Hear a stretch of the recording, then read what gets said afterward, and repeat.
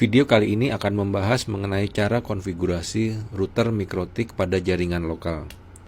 Router MikroTik biasanya kita gunakan untuk membagi akses internet ke lebih dari satu perangkat atau komputer di dalam jaringan. Dan juga memungkinkan kita untuk melakukan pengaturan hak akses dan kecepatan. Jadi mungkin ada komputer yang punya hak akses penuh atau hanya pada jam-jam tertentu, dan juga kita bisa menentukan kecepatan yang berbeda-beda untuk setiap komputer yang ada pada jaringan. Jadi misalnya kita sudah memiliki satu buah komputer yang terkoneksi ke internet, tetapi bagaimana jika kita memiliki beberapa komputer lain yang juga akan terakses ke internet? Nah, di sini kita membutuhkan sebuah switch untuk menghubungkan komputer-komputer tersebut, dan juga kemudian kita membutuhkan router untuk melakukan konfigurasi tersebut. Kemudian kita harus melakukan perencanaan jaringan lokal. Di sini kita harus menentukan IP-IP yang akan kita pakai pada jaringan lokal kita. Untuk contoh kali ini kita akan menggunakan IP 192.168.30. Untuk networknya kita menuliskan notasi 192.168.30.0/24 atau subnet masknya 255.255.255.0. Dari range IP tersebut kita juga harus memilih satu buah IP yang akan kita pasang pada interface lokal di router kita. Misalnya untuk contoh ini kita akan menggunakan IP 192.168.30.1 sebagai IP router kita. IP ini yang akan menjadi gateway dari komputer-komputer di jaringan lokal. Kemudian untuk akses ke internetnya kita harus mengetahui juga beberapa data yang biasanya kita dapat dari ISP kita. Misalnya kita menggunakan IP statik, maka kita membutuhkan IP address router, biasanya IP public atau subnet masknya, kemudian juga gateway-nya, dan juga IP DNS server. Atau juga bisa saja kita menggunakan DHCP. Atau juga misalnya kalau kita menggunakan DSL, biasanya kita menggunakan sistem PPPoE, di mana kita membutuhkan informasi, kita harus tahu service name dan juga passwordnya. Pertama-tama kita akan melakukan konfigurasi IP address pada laptop kita. Di sini kita akan memasukkan IP address sesuai dengan planning kita tadi, yaitu 192.168.30 titik sekian. Kita akan pakai yang titik 10. Kemudian subnet masknya adalah 255.255.255.0. Kemudian IP router kita atau IP gateway adalah 192.168.30.1. Jangan lupa juga memasukkan data DNS. Di sini kita akan menggunakan 192.168.30.1 sama dengan IP pada router kita. Selanjutnya kita akan melakukan konfigurasi awal untuk perangkat router board kita. Kita menggunakan aplikasi Winbox. Anda bisa download di mikrotik.com atau di mikrotik.id.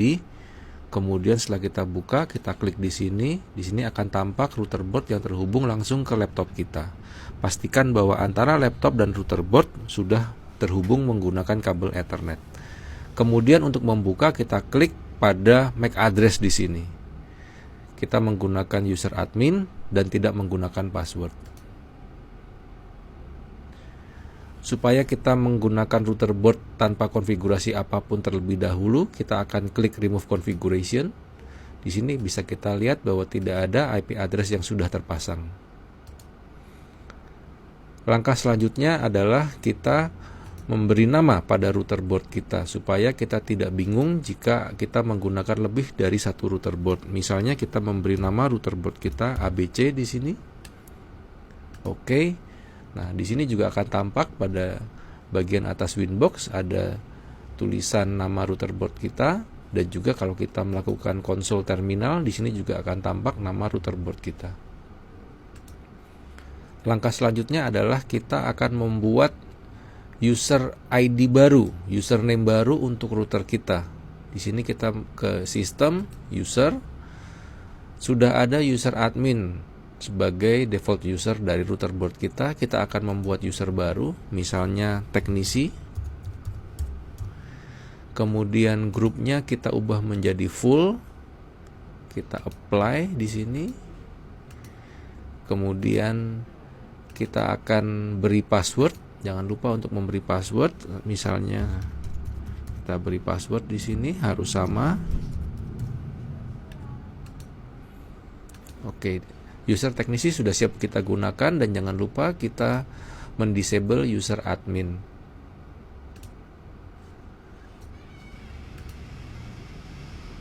Kalau kita coba login kembali, kita sudah bisa menggunakan user teknisi dengan password yang sudah kita masukkan tadi. Di sini kita login menggunakan user teknisi. Selanjutnya kita akan melakukan pengaturan pada router. Percobaan kali ini menggunakan router board 433 yang memiliki 3 buah port Ethernet. Kita harus memilih interface mana yang akan menghubungkan network lokal dan interface mana yang akan terhubung ke internet. Di sini saya memilih Ether 2 untuk penghubung ke network lokal. Kita akan menambahkan IP address untuk interface ini. IP address, di sini kita akan menambahkan address. Di sini IP-nya adalah 192.168.31, dan jangan lupa untuk memasukkan simbol netmasknya /24. Kemudian kita memilih interface name-nya Ether 2. Setelah menambahkan IP, kita bisa melakukan testing apakah konfigurasi IP di interface lokal sudah berjalan dengan baik. Kita akan ping ke 192.168.30.1 dari laptop kita, dan IP ini adalah IP router kita. Oke, sudah terkoneksi dengan baik, berarti konfigurasi kita sudah benar. Kita akan lanjut untuk melakukan konfigurasi pada interface public. Interface public yang kita gunakan adalah Ether 1. Di sini Ether 1 kita hubungkan ke ISP. Kalau ISP kita menggunakan DHCP server sehingga kita hanya perlu menggunakan DHCP client, maka kita tinggal mengaktifkan DHCP client. DHCP client, di sini kita tinggal memilih interface mana.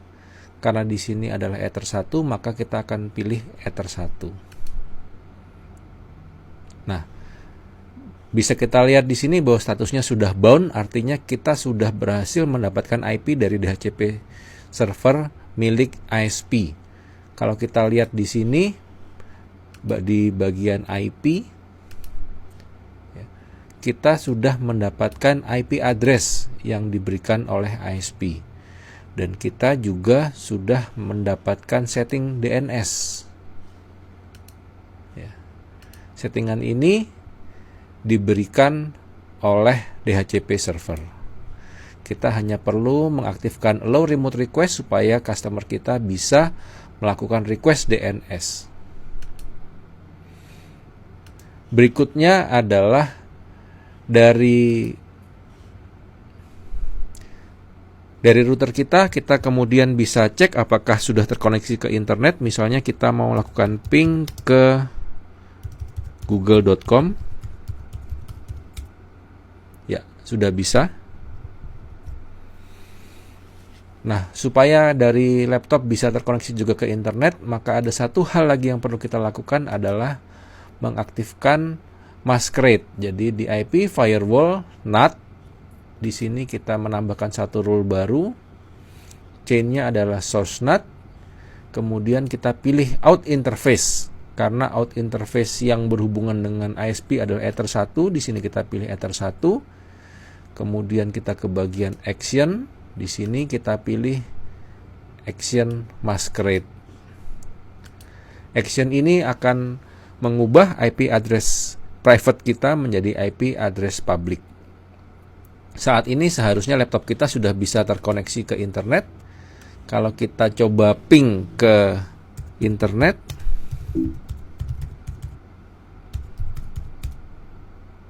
ya, laptop kita sudah terkoneksi ke internet.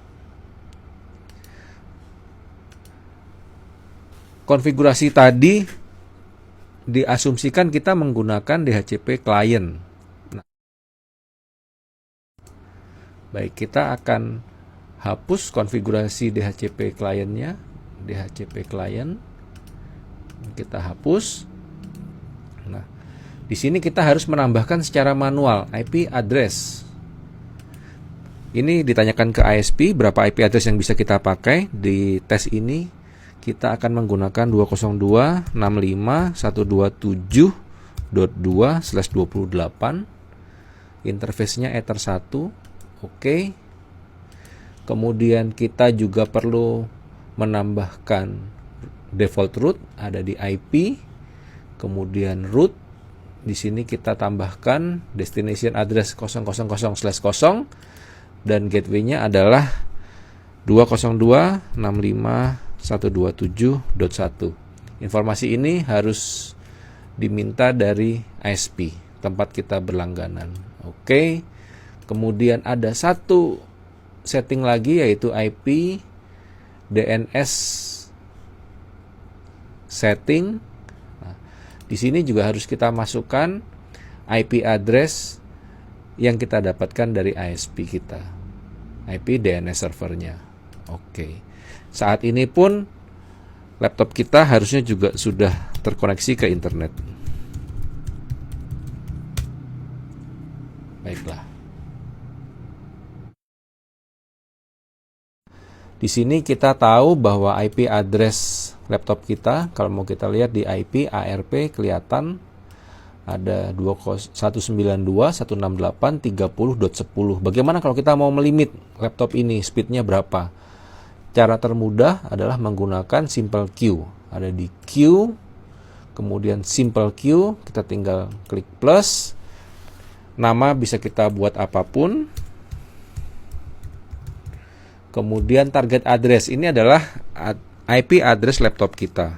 Di sini adalah 192.168.30.10. Nah, di sini kita tinggal buat upload berapa, download berapa. Misalnya di sini saya mau buat 128 kilo, downloadnya juga 128 kilo.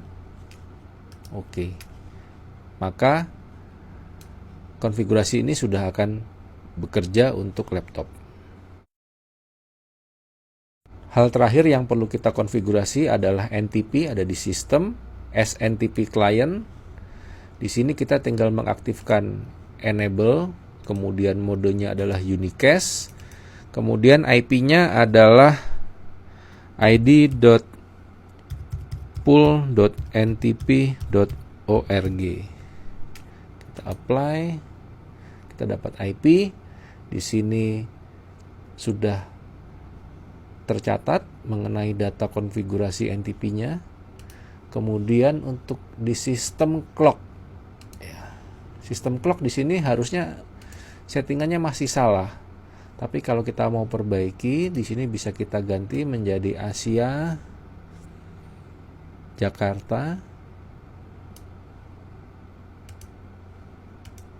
Kita apply. Ya.